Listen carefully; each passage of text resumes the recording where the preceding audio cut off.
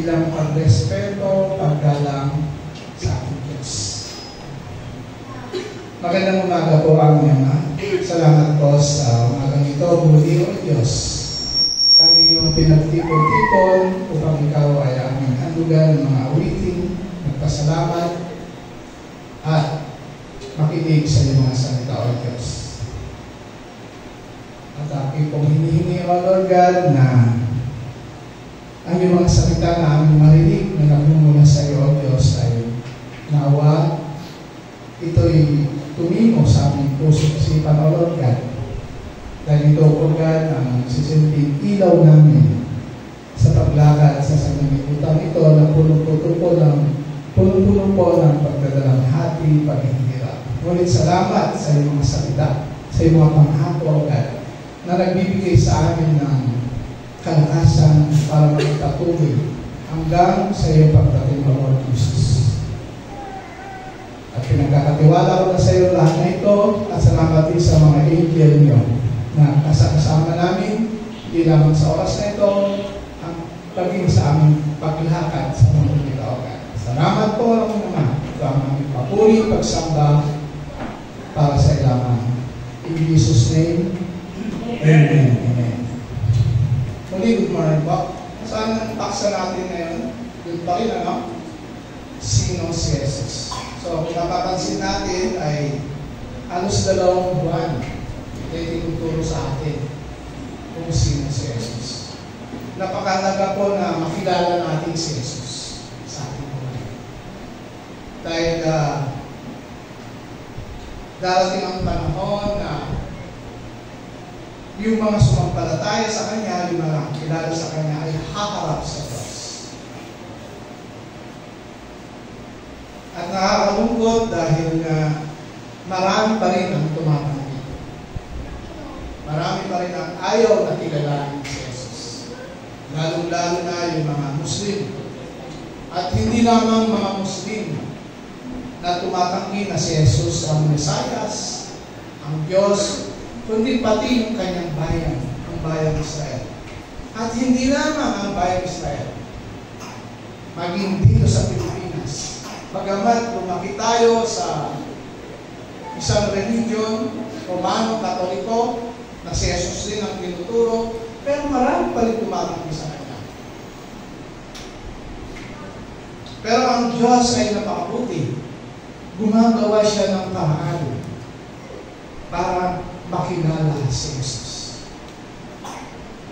Kung naalala yung nag-testimony ng Muslim, yung pinakita ko yung mga tuturo ko noon, alam niyo ba na ang mga guro o yung mga nagtuturo sa Islam ay pilit nilang riniprenwas yung mga Muslim.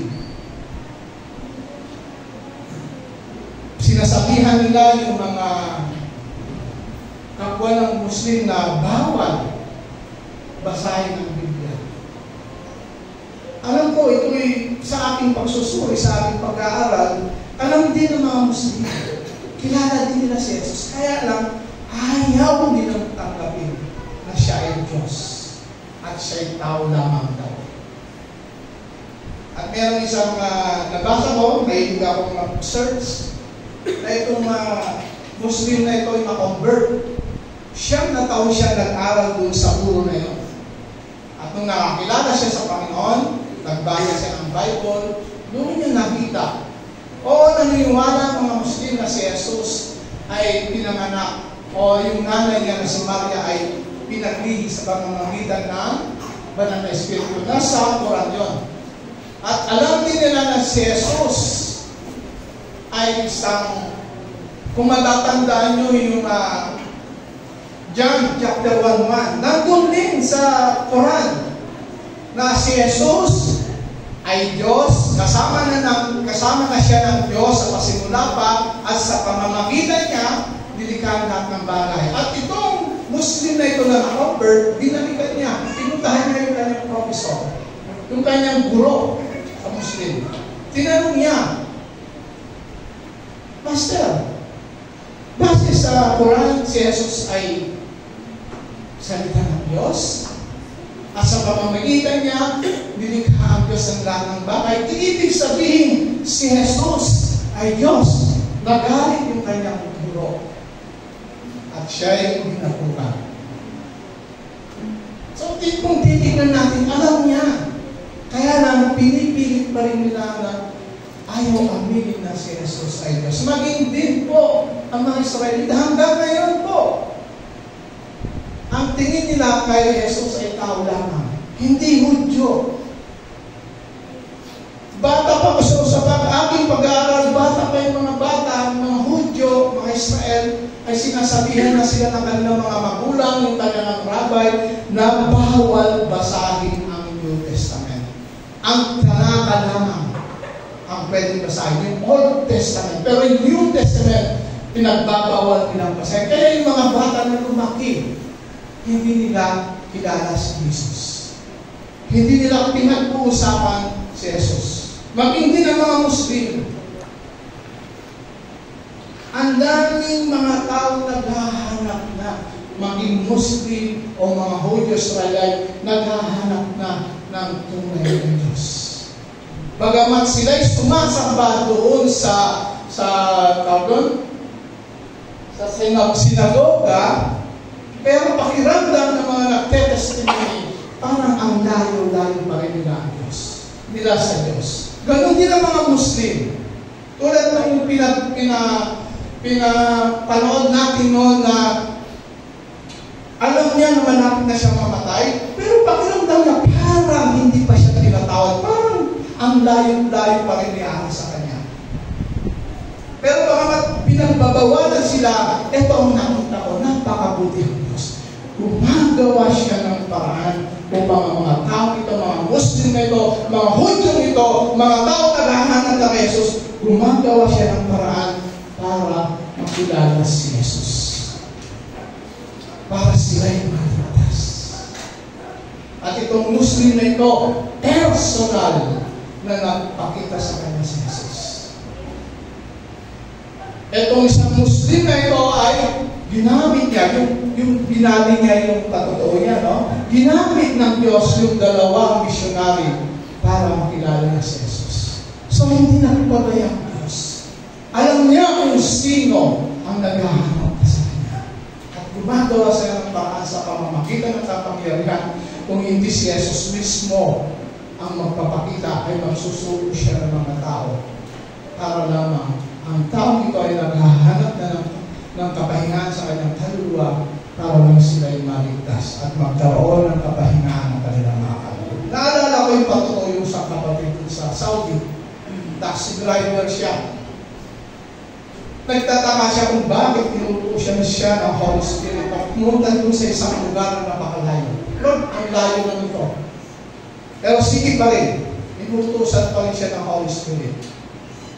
Hanggang sa dumating doon sa Lord, dito ka.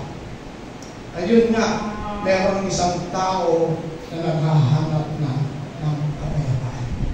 Gusto nila magpakamatay. Kaya na, sa layo, pinapunta siya ng Diyos para mabahagyan ang tao ito, makilala niya si Jesus para siya maligtas. Ganun po, kabuti ang ating Panginoon. Hindi niya hinahayaan na ang mga naghahanap sa Kanya ay tuluyang makahanap. Tumagawa siya na parang. Amen? Ngayon, umagang ito ay tutuloy po natin yung pag-aaral kung sino si Jesus para mas titibay yung ating pananalig sa Kanya. So, naituro ko noon sa John chapter 1 verse 1, si Jesus, naroon ang salita, naroon na si Jesus, kasama ni Jesus ang Diyos, at ang salita ay, at ang si Jesus ay Diyos. Pakiano nga po sa Pahayag, chapter 1, verse 7 to 8.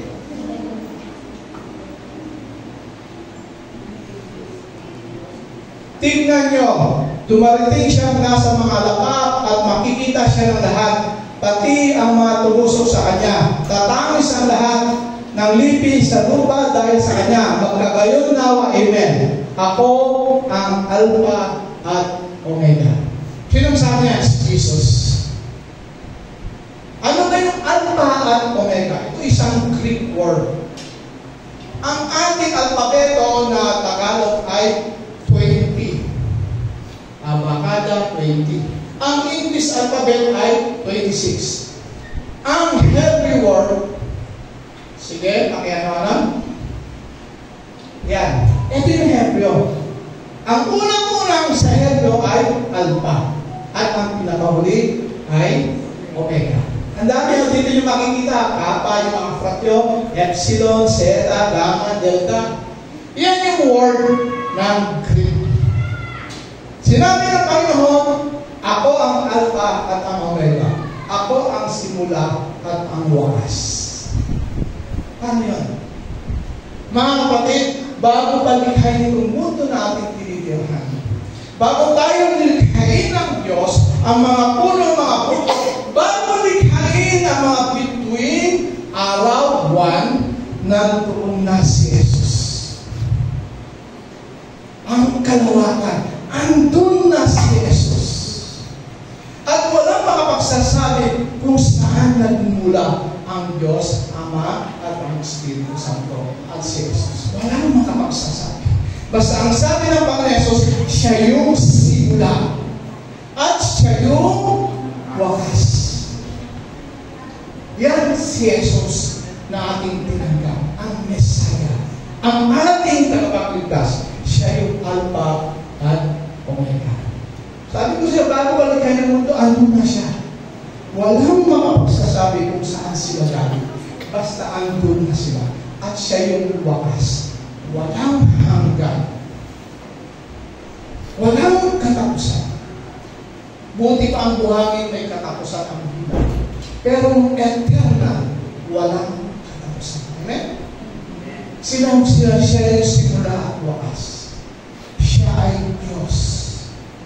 Makapangyarihan Diyos. Nilikha ng lahat ng bagay, mga bagay na nakikita sa pamamagitan niya. Ganyan po kapangyarihan si Jesus. Siya ang supreme God. Yan yung tinatawag natin. Yan yung Messiah na nasa atin. Ang Alpha at Omega. Amen? Ngayon, may puro na, kailangan niya maging tao.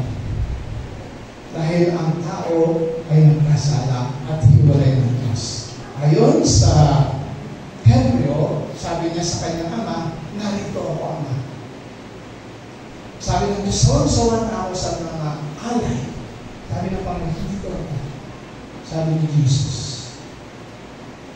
gawin mo sa sakripisyo ang aking katawan. Kailangan mamatay siya. Kailangan maghirap siya. At hindi pwedeng mamatay at maghirap siya kung siya ay Diyos. Kailangan niya magkatawan tao. Kailangan niya mamungan na normal kung paano tayo pinanganak. Hindi siya ginawang tao na malaki na siya. Kung paano tayo naging tao, lumaki, ganun din ang proseso sa kanya. Amen? At nung nandito siya, tandaan niyo po, humigit, kumulang na 30 years siyang nanirahan dito. Bumaba siya mula sa langit, dito sa lupa, 33 years lang siya nandito. Pagkatapos nung nagawa ng misyon, bumalik uli siya sa langit. Maling-maling paratang nila, pinagtitinginan nila na si Jesus ay tao lang. Oo, tao siya. Diyos siya na naging tao at pagkatapos na nagawa ng naman, bumalik uli siya doon sa langit at naging Diyos ulit. Kaya payag ba kayo na tao lang siya? Hindi sila naniniwala. Nabulak sila sa katulan. Pero tayo na nangyari sumasampalataya sa Kanya, alam na natin na siya ay hindi lamang tao, kundi Diyos. Amen? Diyos siya. Oo, naging tao siya. 33 years lang. Nung natapos siya ang kanyang misyon, balik ulit siya doon sa langit at sa kanyang pagka-Diyos. Ngayon, nung naging tao siya, tingnan natin. Oo, napagod siya, nagutom, nauhaw, napuyat, natutulog. Pero kung titignan natin, hindi lang siya ordinaryong tao. Nung nandito siya sa lupa, meron pa rin siyang authority, kapangyarihan na taglay kahit tao siya. Ano ba yung otoridad? Halimbawa, yung isang kapitan dito sa barangay San Juan, siya yung binoto na kapitan. Ngayon, dahil siya yung kapitan, meron siyang authority na pamahalaan ang barangay San Juan. Meron siyang kapangyarihan. Kung ano yung sinasabi niya, sinusunod dahil siya yung kapitan. Pero hanggang doon lang sa barangay nito. Ganon din ang mayor. Meron siyang authority dito sa Taytay. Ganon din ang governor. Ganon din ang presidente, ang hari. Pero yung kanilang authority, hanggang doon lang sa kanilang nasasakupan. Merong hangganan. Pero yung authority na meron kay Jesus na siya tao, kakaibang authority. Taglay pa rin niya yung kanyang pagkayos kahit tao pa rin siya. Taglay pa rin niya. Hindi siya, oo, tao siya, pero hindi siya ordinaryong tao. Meron pa rin siyang kapangyarihan, authority na magpagaling. Amen? So, number 1.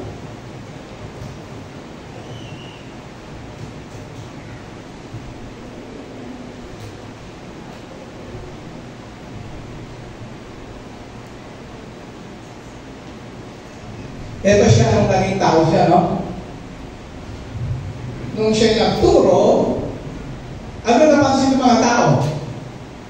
Namangha kay Jesus ang mga tao ng kanilang marinig ang kanyang pagtuturo sapagkat nagtuturo siya na may kapangyarihan. Hindi tulad ng mga tagapagturo ng kautusan. Nakita din yung mga Israelita ito. Bata ka pa nga siya, pero Diyos nagtuturo na siya. Hangang-hanga sa kanyang mga tao. Kakaiba. Hindi isang ordinaryong tao. So ano ba? So dito meron na siyang kapangyarihan na naobserbahan din ng mga tao. At hindi lamang yan yung meron siyang kapangyarihan na magturo. Meron din siyang kapangyarihan na magpagaling. Sa una, sige po.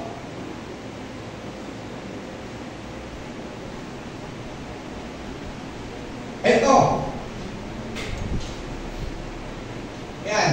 Si Jesus ay sumakay sa dagat, bumalik sa kabilang ibayon, nasa baybayin naman lang siyang lawa at nilubog siya ng maraming tao. Naroon din ang isang tagapamahala ng sinagoga na ang pangalan ay Jairo. Pagkakita kay Jesus, siya'y lumuhod sa paanan nito at nagpakawa. Sige, iyan mo na sa dulo. Itaas mo na para ipapaliwanag mo para hindi natin mabasa. Sige pa? Okay, eto na ha. Nang dumating sila sa bahay ni Jairo, nakita ni Jesus na nakagulo ng mga tao, may mga nag-iyakan at nananghoy. Pagpasok niya ay kanyang sinabi, bakit kayo nagkakagulo at nag-iyakan? Hindi patay ang bata, siya'y natutulog lamang.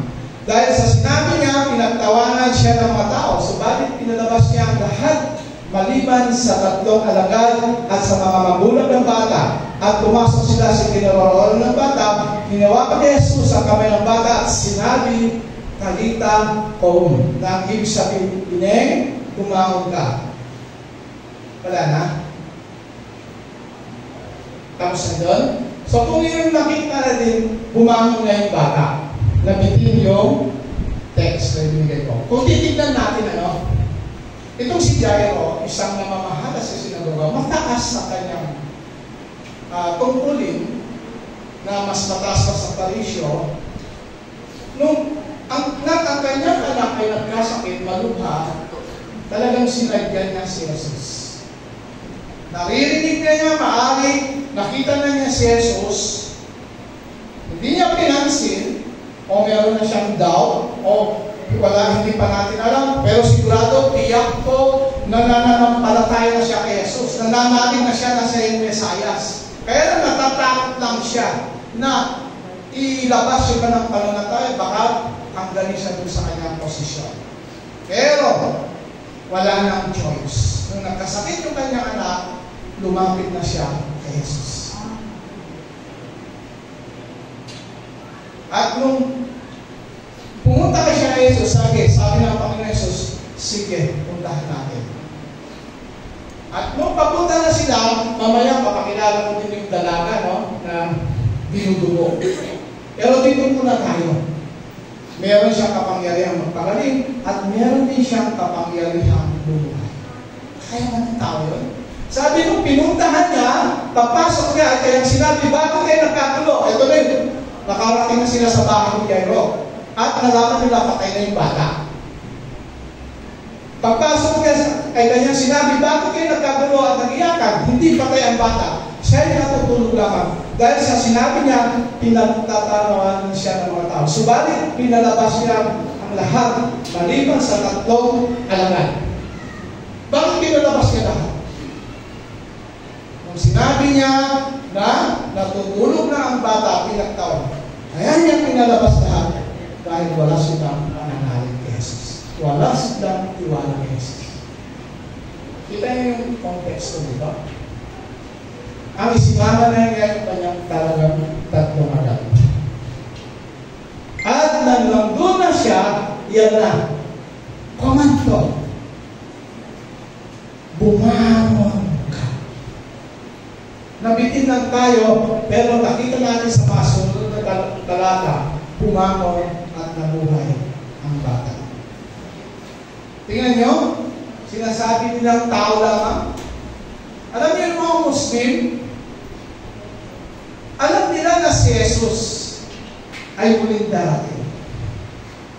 Itinuturo sa Quran ng mga guro nila na si Jesus 2 taon pa lang siya ay nagsasalita na. At nakapagbuhay din siya ng mga patay. Kaya hanggang guro na. Pero tayo napakapalag natin dahil meron tayong Bible. Hindi tayo pinagbawalan na pag-aralan at makilala si Jesus sa pamagitan ng Bible. At ito po ang katunayan na kahit siya'y tao lamang, meron pa rin siyang authority na magpagaling at bumuhay ng mga patay. Yan si Jesus. Kahit tao pa lang siya, kaya niyang bumuhay. Ito pa, balik ka dun sa Durugo, sa chapter. Balik ka kaya sa 30. Etong babae ito, dito pa rin. Iiligyan mo. Sa verse 30, titignan natin. Ito, sige, ibaba pa, 28, baka nandun. Yung dalaga yan. Kasama rin doon ang isang babae na 12 taon ang nagdudugo. Ano ba yung dinurugo? Nag-MS? Ano ba yung sakit na yan? Hindi ko si nurse. Pero naubos yung kanyang kamanaya at kanyang kayamanan dahil sa pagpapagamot sa kanyang karamdaman. 12 years, hirap na siya sa sakit na yon. At marami ng doktor ang sumuri sa kanya. Naubos na ang kanyang ari-arian sa pagpapagamot. Ngunit hindi pa rin siya umaling. Sa halip, lalo pang lumala ang kanyang karamdaman. Nabalitaan niya ang tungkol kay Jesus, kaya nakipagsiksikan siya hanggang sa makalapit siya sa likuran ni Jesus. At hindi po ang damit ito. Sapagkat iniisip niya, mahipo ko lang ang kanyang damit, kakaling ako. Tindi yung kanyang pananampalataya. Yung mga mayayaman, Steve, yung kayamanan nila, pinilit nila gamitin ang kanilang kapangyarihan, kayamanan para siya tumalik. Alam niyo yung kayo umuwi yung isang pamangkin galing sa Amerika kasi sinamahan niya yung kanyang asawa dahil yung kanyang biyanan 65 years old namatay. Nagkaroon ng failure yung kanyang kidney. Alam niyo kung ilan yung lupain nila doon sa Isabela? 450 hectares. Walang nagawa yung kanilang kayamanan. Umasa sila sa Lord. Katulad nito dahil. Sa bandang muli,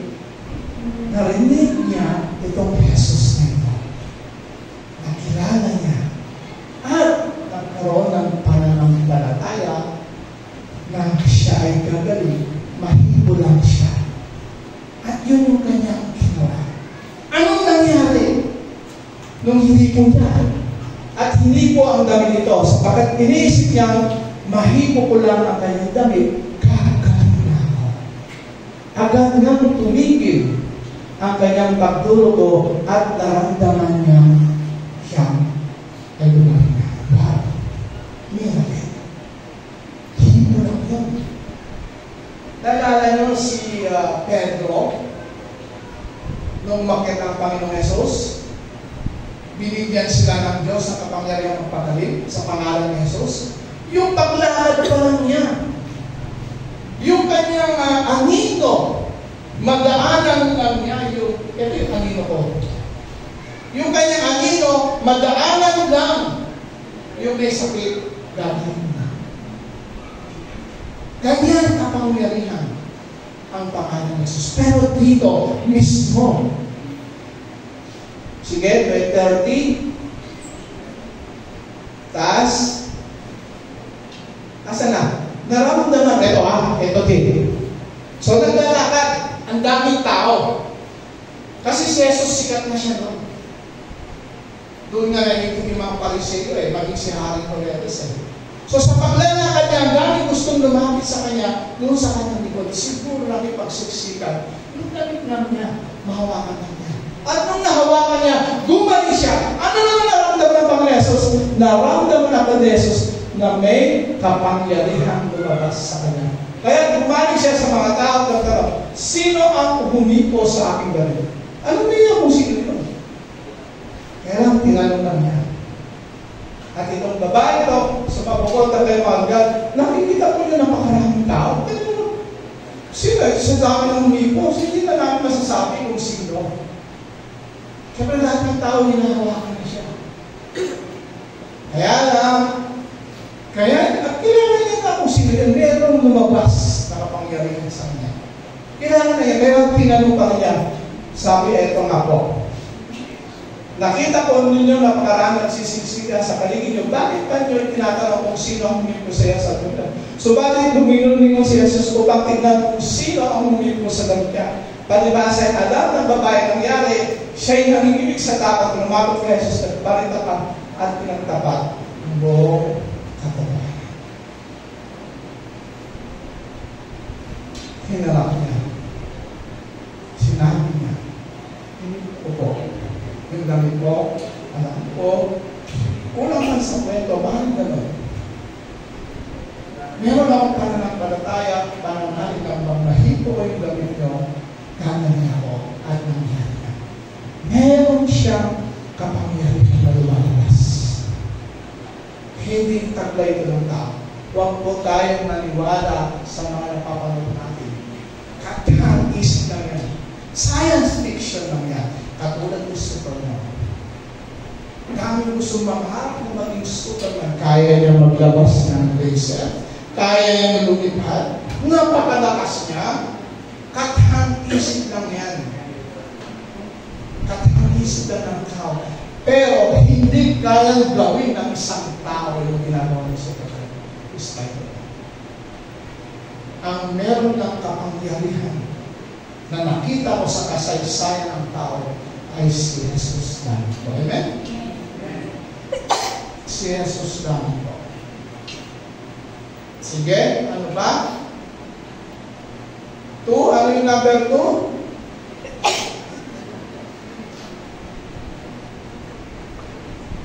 Sa 2 na, saan na tayo? Nagpapagaling. Ano yung una kanina? Nalagpasan ko? Ano yung una? Nagpapagaling. Pagpaparehan yan. Authoritative. Meron eh.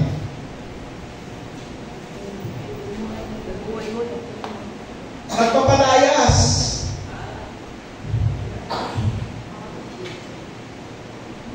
Yan. Nagpapalayas ng mga demonyo. Ito yung sinabi ito ay nang dumating si Jesus sa kabilang ibayo sa lupain ng mga Gadareno, sinalubong siya ng dalawang lalaking sinapian ng mga demonyo. Sila ay nakatira sa libingan, napakabangis na, kaya walang sino man ang dumaraw noon. Biglang nagsisigaw ang dalawang lalaki, ano ang pakialam mo sa amin, anak ng Diyos? Naparito ka ba upang pahirapan kami kahit hindi ba namin tanong? Tingnan ba? Tingnan niyo yung binikas ng mga demonyo. Naparito ka ba upang pahirapan kami kahit hindi pa panahon? So, base dito, doon sa libingang sementeryo, ay merong dalawang lalaki na sinapian ng napakaraming spirito. Kaya sa mga kapangyarihan ng mga espiritu ito, ay yung mga tao ayaw lang dumato, natatakot sila. Dahil super ang kapangyarihan ng mga masamang espiritu. Maaaring nananakit sila ng mga tao, o kaya kung anong pinagagawa. Ayaw na nilang dumaan. Pero dumaan si Jesus. Nung nakita nila si Jesus, sila'y nagsisigaw. Ano ang pakialam mo sa amin, anak ng Diyos? Bakit kilala ng mga demonyo si Jesus? Ito po. Bago palikhain ang mundo,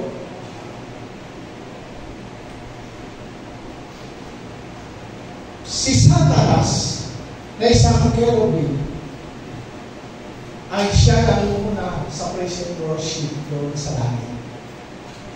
Si Satanas, meron siyang masamang hangarin.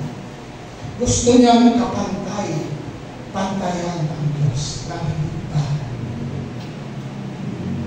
Meron siyang masamang hangarin. Kaya hinikayat niya yung mga angel. At itong mga angel na ito, 1/3 yung kanyang nakahiyap. Ang angel ay hindi libo-libo, hindi daang-libo, milyon ang angel. Walang makapagsasari kung ilang milyon.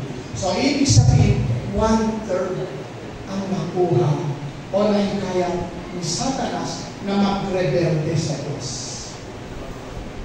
Ano ba yung 1/3? Sa 10, ilan ang 1/3? 2.5?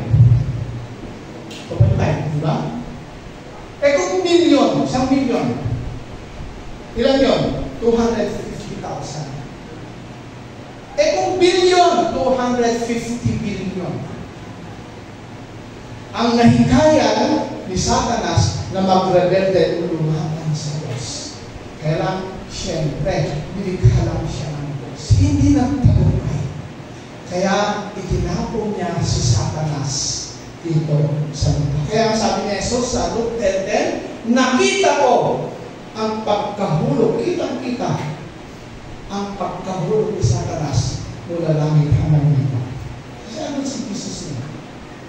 Hindi lamang si Satanas ang itinapon, kundi yung 1/3 of angel.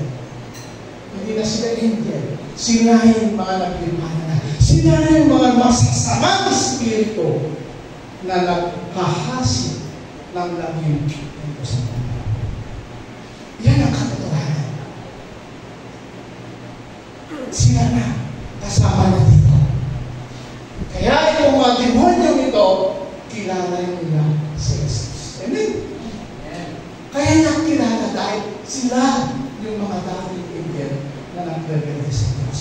At eto pa, naparito ka ba upang pahirapan kami kahit hindi ba panahon?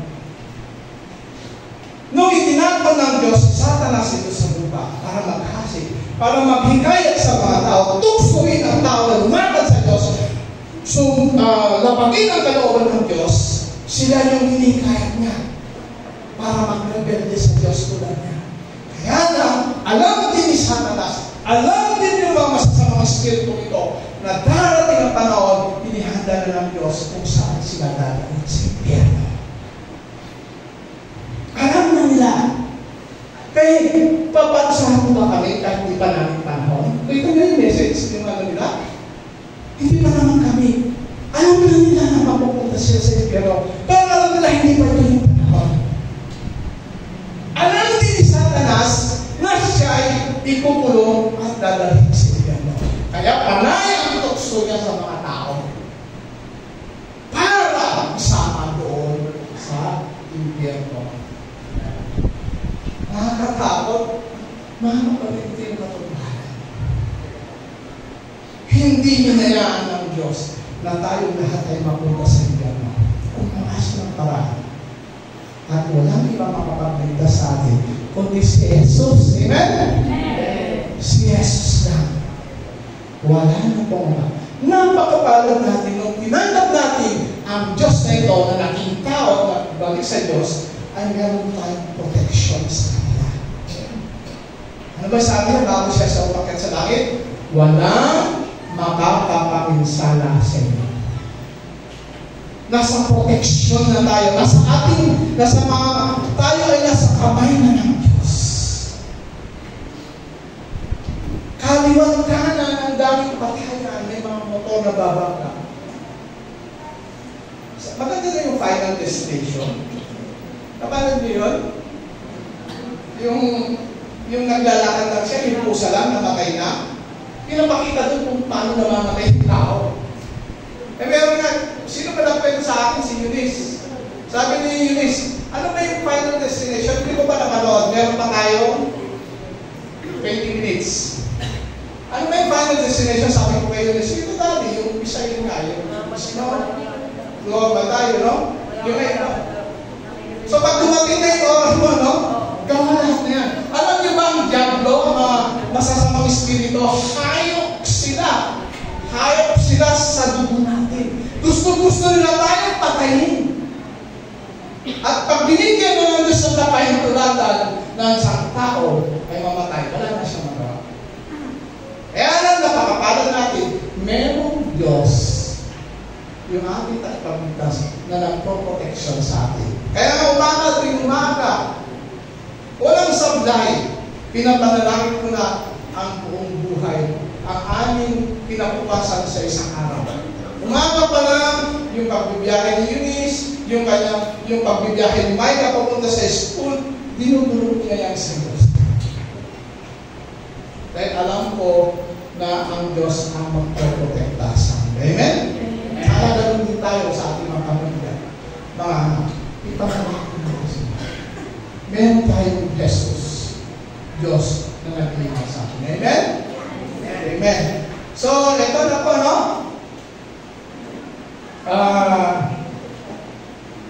Kaya niya magpalayas sa mga demonyos. 3.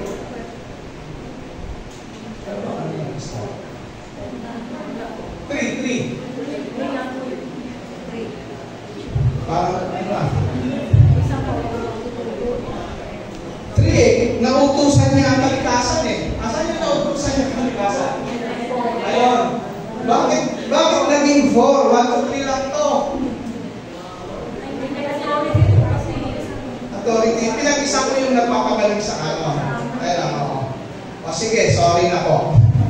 So dito, sa 4 o 3 na tayo, bagamat tao siya, pero dahil sa ating pinag-aralan, meron siyang authority. Kaya niyang patigilin ang kalikasan. Ito yung senaryo. Sumakay si Jesus sa bangka, kasama ang kanyang mga alagad. Habang sila nagdadayag sa lawa, si Jesus ay natutulog. Bago na siguro, kuya. Pupunta naman sila sa kabila para mangaral, magpagaling. Ngayon, natutulog siya, biglang bumukso ang isang malakas na ulos at halos sa tabunan ang mga alon ng bangka. Kaya nilapit ang mga alagad si Jesus at ginising, Panginoon, ligtas siya kami, mamamatay kami sa amin nila. Ngunit sinabi niya sa kanila, bakit kayo natatakot? Napakalit naman ang iyong pananampalataya. Bumangon siya, pinatigil ang hangin at ang mga alon, at umuti ang panahon. Nanganghas lang lahat.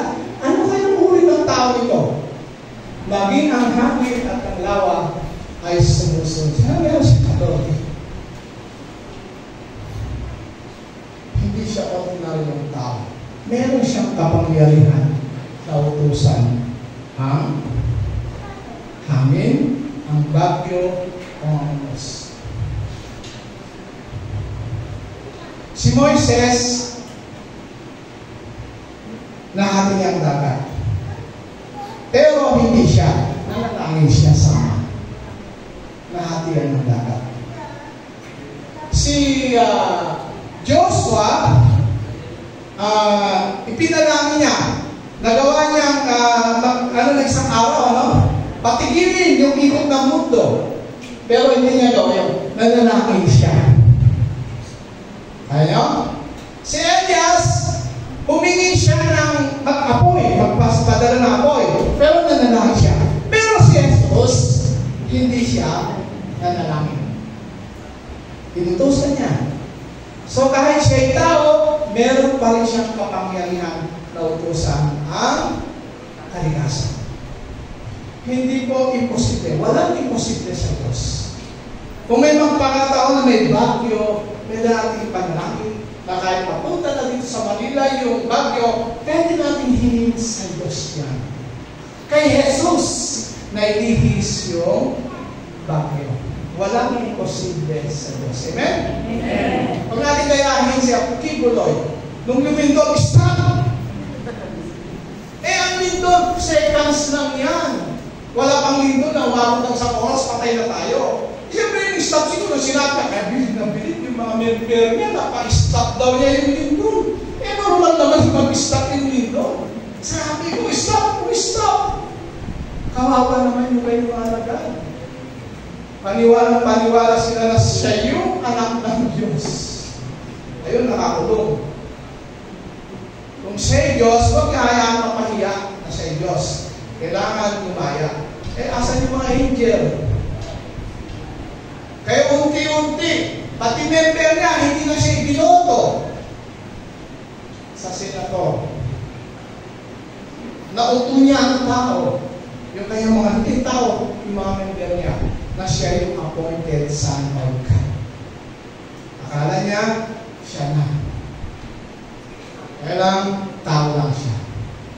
Hindi niya kayang patigilin ng mundo. Ang Diyos lang, si Jesus lang, ang makapag-utos sa kalikasan. Dahil siya din ang may ginagawa. Sino ba natatakot dito sa kidlat? Pag may kumidlat, natatakot na agad. Naalala ko, may lasing na tatlo. Pag kumikidlat, upos na yung upos. Yun, natamaan sila ng kidlat. Pero alam niyo ba yung kidlat? Alam ng Diyos, siya yung gumagawa ng daanan. Yung daanan ng kidlat. Alam niyo ba yun? Nasa Job yun. Sabi niya kay Job, alam mo ba, Job, nung nakipapanin mo siya kay Job, ng kidlat, ang daanan nito ay ako gumagawa. Ito ang ko. Bakit kayo natatakot sa kidlat? Ang protection nyo kasama nyo yung gumagawa ng daan. Tama? Bakit pa tayo natatakot? Tama ba? Yung mga natatakot sa kidlat, kaya pag may kumikidlat, wala lang ako. Kasi, alam mo Diyos bakit ako dadaanan ng kidlat? Kasama ko yung gumagawa ng daan ng kidlat. Amen? Amen. Amen. Amen. Yan si Jesus. Meron siyang kapangyarihan magpagaling, bumuhay ng patay, kung siya'y tao. Meron siyang kapangyarihan na utusan ng mga masasamang espiritu, mga demonyo. At meron siyang kapangyarihan na sawayin o utusan ang kalikasan. Ngayon, nung siya'y naging tao, nung naganap na niya kalooban ng Ama, kailangan niyang mamatay. Nung naganap niya yung kanyang kalooban, yung Diyos na naging tao ay umalik muli sa pagka-Diyos. Diyos pa rin siya. Naging tao siya, pero bumalik pa rin siya sa pagka-Diyos. At ito naman, sa araw na naman tutunan natin dito. Bakit yung mga ibang paniniwala ng religion na ang tao pag namatay, pinagdadasal ng 40 days. Para daw yung kanyang kaluluwa ay mapunta sa langit. Sino ba naniniwala doon? Dito nila pinaghat. Nung si Jesus ay muling nabuhay, 40 days pa siya dito sa lupa. Tinuruan niya kayo mga alagad, after 40 days, umakyat na sa langit. Ganon din yung ginawa, papulitin yung 40 days. 40 days siya na kayo, no? 40 days si Moises, nung nasa inang.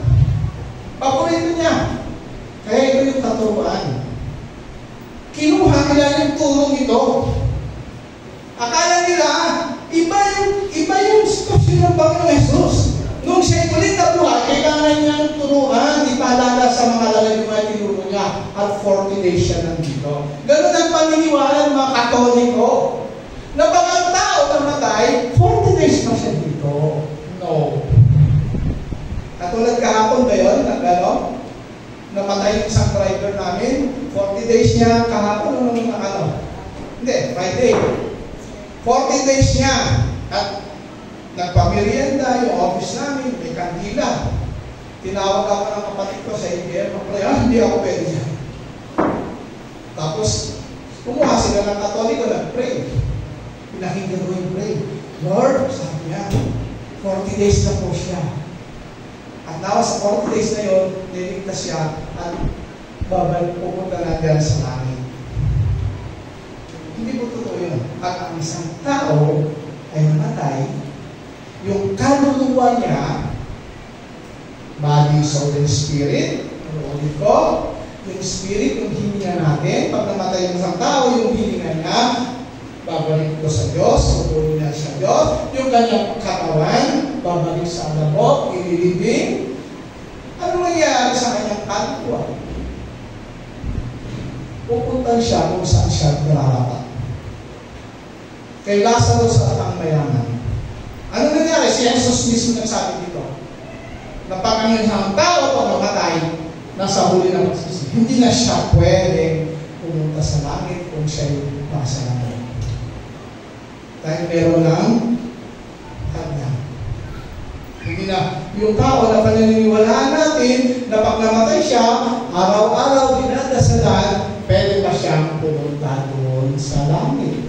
Nasa purgatorio pa daw siya. Wala pong purgatorio sa Biblia. Pag namatay ang isang tao, diretso na po siya. Andito sa ilalim ng mundo ang Hades. Ang impyerno gawa na. Pero wala pang tao. Wala pang kaluluwa. Ang mga namatay na makasalanan, hindi tumanggap kay Kristo, ay itatapon sa Hades. May katotohanan. At yung Hades na yun ay naglalagambag. Magtaka kayo, saan galing yung ibinubukan ng bulkan?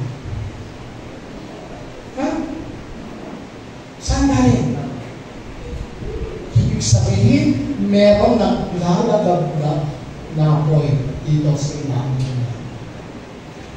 Andun yung mga namatay na hindi naniwala na natin kay Kristo. At pagdating ng panahon, pagbabalik ni Jesus, the second coming of Jesus, kukunin niya sila doon. At ilalagay na sa impyerno. Kasama na si Satanas at ang mga demonyo. Kaya balik na tayo, conclusion.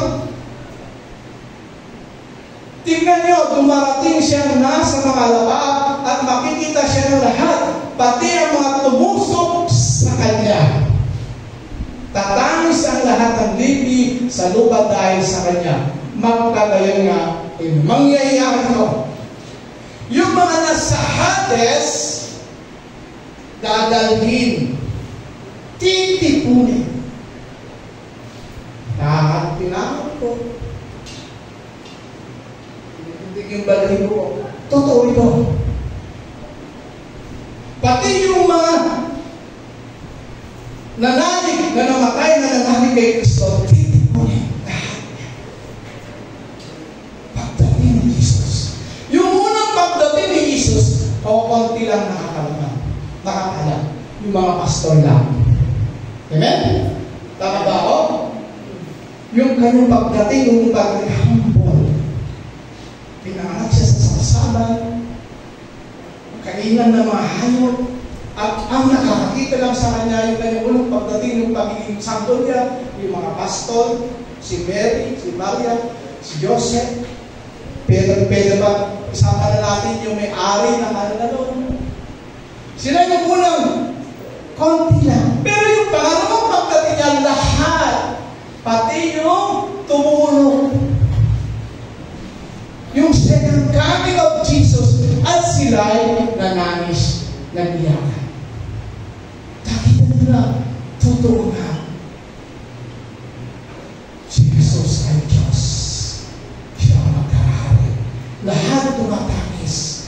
Pero yung pagtangis na ito, dalawang uri ng pagtangis. Yung mga iba tumatangis kasi yung mga naglilingkod sa Kanya, nagpapakahirap, nagtitiis na sumunod sa Kanyang kalooban. Tuwang-tuwa sila, umiiyak sila, makikita na nila ang tagapagligtas. Iyak sila ng iyak dahil yung pinakahihintay nila, yung pag-asa nila na dumating ang Mesayas, ang Diyos ay nandiyan na. Maghuhukom na, dadalhin na sila doon sa Kanyang kaharian. Amen? Yun! Yung isang uri ng pagtangis. Kayo ba nananabik na mga kapatid na makita ang Panginoon Jesus? Ito yung pinakagol natin bilang isang Kristiyano. Huwag natin ituon ang sanglibutan ito. Huwag natin ibigin ang sanglibutan ito. Huwag natin paglingkuran ang sanglibutan ito. Sapagkat ayon sa pahayag, mapapara, mawawala lahat. Huwag mong ipagmayabang ang iyong kalandahan, ang iyong kapakuan. Lahat ito ay pupulubog. At laging inuuna, pinapaalala ng Panginoon Jesus, unahin niyo ang kalooban ng Diyos. Amen? Amen. Kaya itong mga ito, lahat, pati yung tumuso, nanangis. At ano man yung uri ng dalawang pagtapis, sila yung mga ayaw umanggap at maniwala ni Jesus. Ngayon, nalaman nila, nakita na nila mismo ang pagdating, ang kalwalhatian doon sa ulap, hindi ulap na literal doon, kundi yung kapangyarihan, yung kalwalhatian ng Diyos. Hindi yung ulap na literal dito. Yung pagdating niya, hindi ulap na sa kundi yung kanindihan ng Diyos. Kitang-kita ng lahat ng tao ang pagpapalik ni Jesus. Nalaman nila, Diyos na siya. Siya ang maghahari. Kaya iyak sila ng iyak. Dahil tinanggihan nila, itinagawa nila ang Jesus na ito na siya maghahari. Amen? Amen. Kawawa sila. Alam nila, umiyak na sila. Kasi hindi sila nangalit. Binaliwala nila ang Mesayas. Binaliwala nila ang Diyos na nagliligtas sa kanila. Amen? Kaya nakakaawa ang mga tao ito. Ang linaw-linaw po ng sinasabi ng John 14:6. Ako ang daan. Ako ang buhay. Walang makakalapit sa Ama kundi sa pamamagitan. Paano? Gusto mong lumapit sa Diyos, pero tinatanggihan mo yung pintuan, yung daan. Makakapunta ka ba sa Ama? Tinanggihan mo yun. Sila yun. Iyak sila. Binasa ko, pinag-aralan ko, ang taas ng iyak. Yung iba, tuhan-tuhan nila, makikita na nila pang. Yung iba, iyak sila ng iyak dahil tinanggihan nila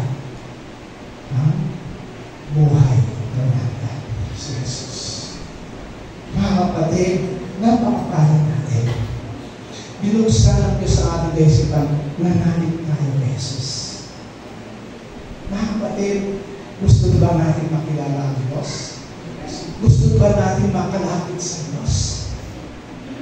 Ang unang-unang dapat natin gawin, lumapit kay Jesus. Dahil ang Diyos, ang silang ng Diyos ay si Jesus. Sabi na ng Panginoon Jesus, pwede tagal lang ka, kung nakita mo na ako, nakita mo na ang Diyos. Paano mo makikilala? Paano gusto mo makilala ang Diyos? Paano mo siya makikilala kung ayaw mo namang kilalanin si Jesus? Paano mo makikilala ang Diyos kung hindi ka nagbabasa ng Bible? Kasi the more na kinikilala natin ang Diyos, the more na yung ating pagrespeto, paglalang at pagmamahal sa Kanya ay patindi ng patindi. At habang nakakilala natin siya, nakikilala natin ang Diyos. Tayo tumayo.